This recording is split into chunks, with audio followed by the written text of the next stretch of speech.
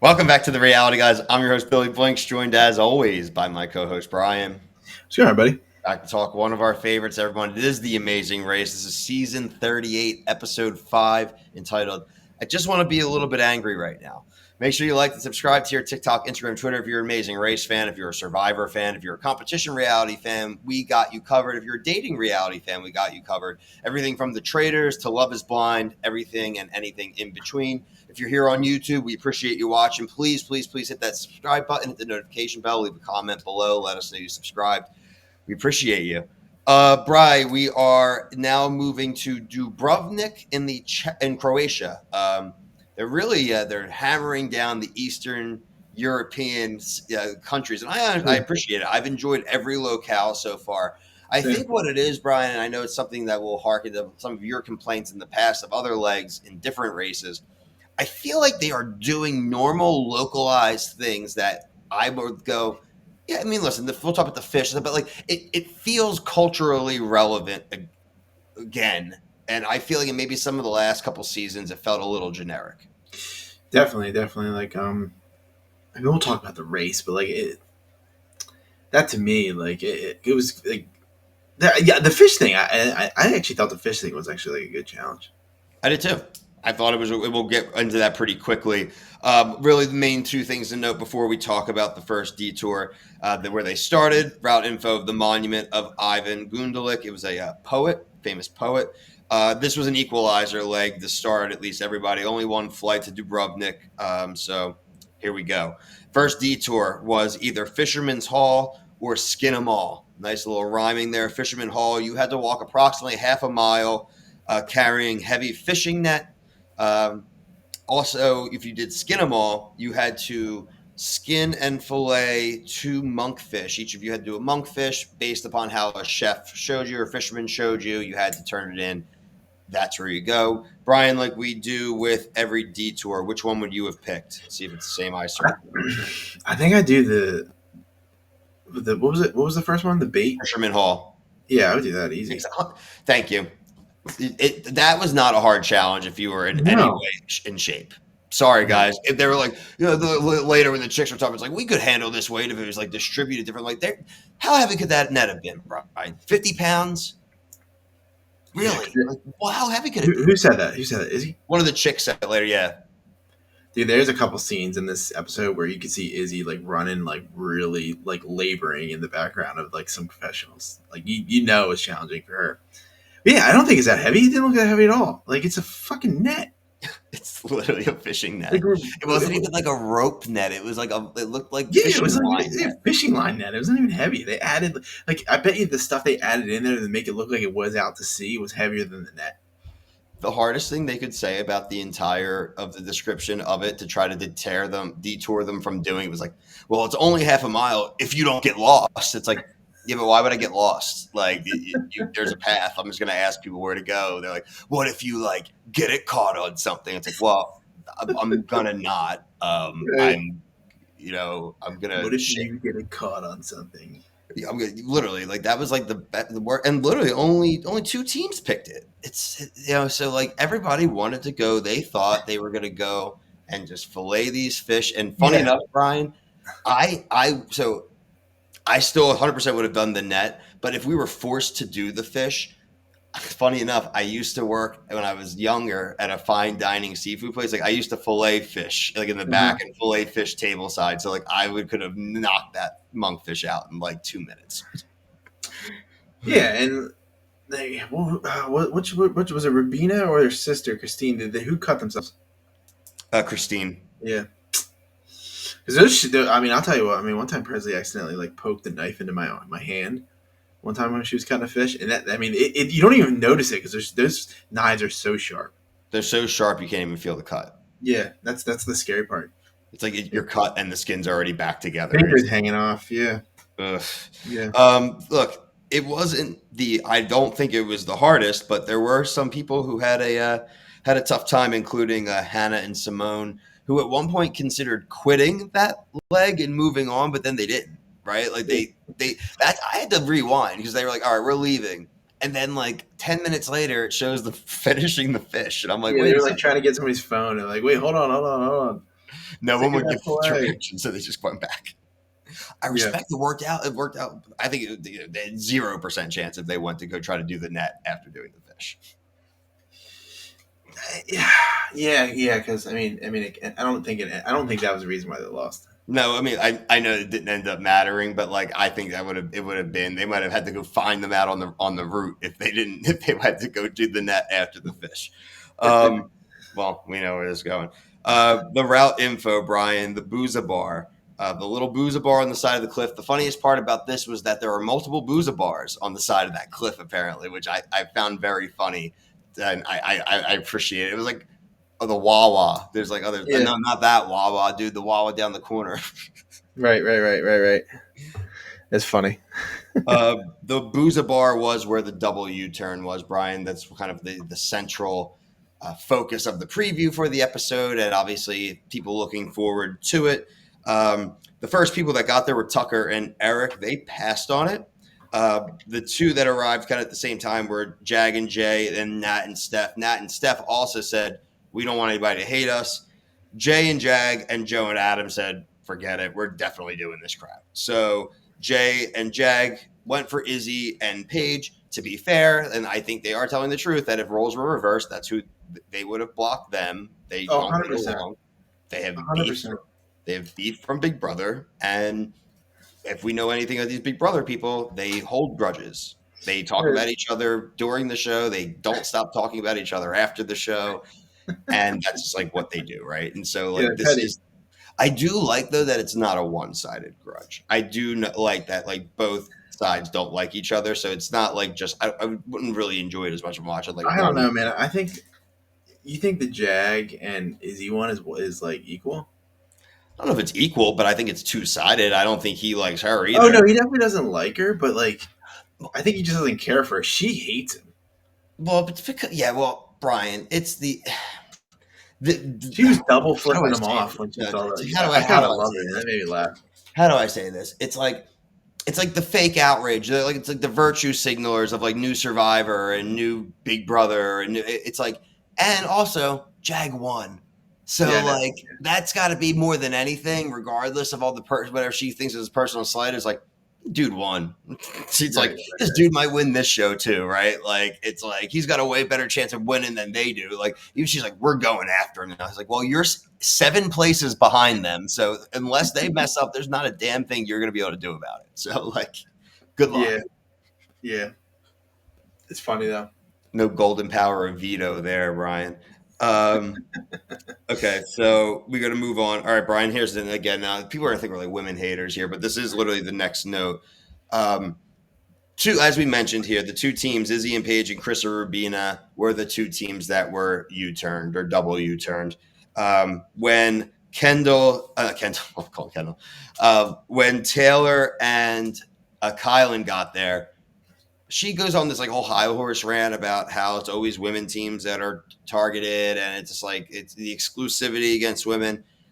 Brother, I don't want to hear any of that bullshit on a show, especially from someone who won her reality show and is now on a second reality show for CBS while she's also employed by CBS to do like Big Brother after things. What are you talking about exclusion, chick? Like just sit the next couple plays out. Like I'm gonna get killed for that. All right, I'm gonna double down on this. If you're so you want to root for the women, why the hell did you give Jag and Jazz the fast forward episode 1? So we're having to protect fellow winners. So shut up. Could have given it to so many other teams, and you gave it to a 2-dude team that won. We got to protect winners. Give me a break. Yeah. Hey, no, I don't even care. I mean, you're not gonna get any sympathy from the Big Brother people, dude. It's so funny, and like you said, Brian, it's like literally that was said to because she knew it would end up getting featured. It's like, you know what I mean? 100%. It's like I can't with that crap. I just really can't. I call BS on it. This is like one of the only shows where really you can't too much influence. This is like as big as you could influence somebody really in this entire game, right? And it's like you wouldn't have given a crap if it was 2 teams of guys who were getting targeted, right? Or if God would imagine if Kylan had said that when they rolled them, like I can't believe it, dude. Like why is it always dudes getting like targeted? she'd be like, "Are you serious?" Well, it's like people, it's ridiculous. Like enough, just play the game again. You won. Yeah, you're also teammates with like somebody who is like, It dude, challenged. you have the best teammate. You're the like technically on paper you're the best team. You, The your team was great. boyfriend, your teammate is literally like a gym dude. He goes on the challenge. Like this is like what this guy Exactly. does. Like, yeah. Let's keep our champagne opinions down here. The roadblock, Brian. Who's feeling like everyone is going downhill? This was supposed to be, I think, in the minds of the producers, a pretty simple challenge, Brian. You build like the 5-piece little cart with like the 6 different size screws, but it took like half the people a year and a half to figure out where the right screws went. You even had freaking Jazz go down the hill with his things not even screwed in. He was like wandering the course looking for his freaking nuts and Was it bolts. Jag or was it Jazz? It was Jazz. I have it written. I It think you're was right. It was Jazz. I think it was Jazz because Jag was sitting up there watching. Because Jag, that's where Jag was standing up there to talk about the gentleman's agreement. That's where him and like Tucker got to talk, or not Tucker. Who's Tucker's teammate? Eric. Him and Eric got to talk about the gentleman's agreement thing. Yeah, real quick, when he was like, I didn't screw the things in, I was like, I hope they lose. I hope they lose tonight, and that screw cannot be found. There was a part of me, even though obviously I just talked about how like Izzy and them pissed me off, or I just thought they were a little annoying. There would have been such a funny scene to see him like hands and knees looking for like a bolt and having her go down the go-kart past him. You know what I mean? Like that would have been like, mwah. Like I would take the moment over it being right. Like that, that would have been good. Yeah. Okay, so another part of this, Brian, besides people being very dumb, the time limit, right? The time limit thing. I'm not going to beat up on Tucker very long because they ended up still coming in first, right? They still ended up coming in first anyway. So it's like, even though it was funny, it really didn't equate to much. Chris and Rubina, the push and dig deep stuff. I was very close to skipping the scene, Brian. It was getting bad. Oh yeah, dude. It was. I mean, even Chelsea's dad was kind of getting a little crazy. I don't know why. What was the struggle here? I think the struggle, Brian, so again, forgive us, everyone. Sometimes we have to do double duty when we're watching these shows. So I had the thing in my ear, Brian, and I'm imagining, okay, well, I'm like, why are they having such a hard time getting down so fast? Just like you said, it's because they were like holding their hands and feet on the thing the whole time. God forbid any of them just like. Yeah, I would have like literally been like, I might have honestly went down on my stomach and just like paddled like. I think that they made a very simple challenge much more complicated than it had to be because you literally just had to screw the things in and again probably just not have your hands and feet all touching the ground and you're gonna make it. They're not gonna try to make people do a speed that would be unsafe. You know what I mean? Like, and so I think it was fear and maybe just a little bit of dumbness, Brian. Yeah, maybe there were rules they didn't tell us about. Like that's also very. That could have been something. I don't like the idea of that. There were rules, and they're not informing it to us. But yeah, I just didn't understand. Like, use your feet. Like the only thing that really didn't end up mattering really for any of them, and it's so far has been the case every leg so far of this amazing race. There's just one team that's so damn bad every leg that it really doesn't matter. And Hannah and Simone just could not find any rhythm throughout this entire leg, despite the fact that they weren't even double U-turned. Yeah, that was pretty bad. Pretty bad. I don't know what else to really say on them. I don't think they're horrible people, and I like the story. The one of them, right, is in medical school, and good on you. And it's a cool story. They got to spend time together that they really haven't gotten to spend. But at the end of the day, each week, the only thing I haven't enjoyed is that one team just does so damn bad. And so, like, I really need like a leg next week where I see like 2-3 teams. They're not going to be foot racing, Brian, right? But I really want it to be up in the air. Like, I didn't really have any. There was no part of me that thought all the editing they want to do that the Hannah and they weren't going to lose. They were so behind on the leg before that there's no shot. Yeah. I'd like it to get close. It'd be definitely a lot more fun for me to watch. It's just kind of you know where the 20 minutes left in the episode. You know what's happening. Yeah, It's exactly the point, Brian. When I looked down and I saw like 29 minutes, the only thing you're basically waiting to see is order of finish. But like until there's five, six, seven teams, right? Like five teams. I don't really care. I'm gonna lose somebody, whatever. Like there's a Yeah. million left. Like let's keep rolling here. Like how about we do a double elim instead of a double U-turn next week? Like let's get some real juice going. How about God forbid you tell them whoever wins this leg gets to pick who's eliminated. Like let's get some blood feuds going, like real blood feuds. I'm trying to think of like just some of the stuff that they do in the seasons that I'm watching, like the Yield. What did they do like a season or two ago where like the families you had to do like a vote? What was that called?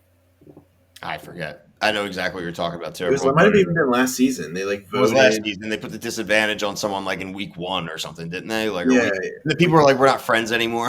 yeah. That was the husband and wife. They were from like Arizona or something. They were, yeah, Yeah, it's funny, dude. That I think one of them just followed us.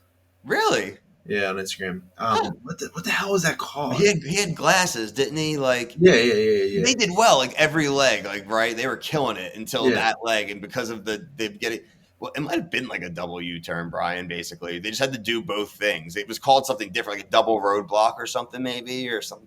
Whatever. It was something like that. Someone else tells. Yeah. Well, Logan, please tell us what it is.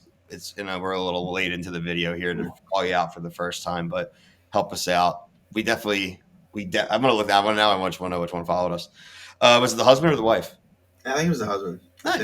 Nice. I Don't could worry, be wrong. brother. If you're watching this review, we'll know your name in a few minutes. I promise. Don't remember. Brian, do what we do end this video? Give the order. You have the order finish? I do. Okay, cool. All right, so we got Tucker and Eric, first place. Second place, Kylan and Taylor. Third place, Jag and Jazz. Fourth place, Joseph and Adam. Fifth place, Natalie and Stephanie. Sixth place, Jack and Chelsea. Seventh place, Izzy and Paige. Eighth place, Christine and Rubino. And then eliminated Hannah and Simone. Listen, Hannah and Simone, I'm glad you guys get to make that connection. I'm glad that you have enjoyed yourself an amazing race, but unfortunately their time is up. And our time is up here, Brian.